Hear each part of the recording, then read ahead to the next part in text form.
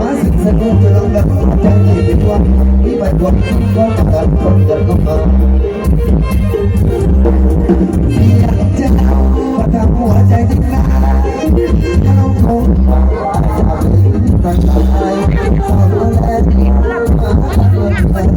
แต่เดินคอยหาเดี๋ยวตั้งอยากทำที่มาที่มา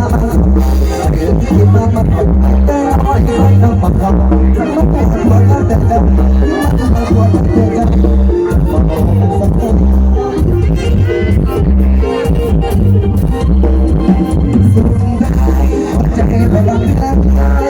ทำว่าเรื่องใจละมุนลงไปไหนเป็นการสั่งบอกเราไม่ใช่การมาเป็นคนเส้นหลอกไปไหนไปไปไหนกันเราต้องพิจารณาเราต้องพิจารณาคนกระบายนะ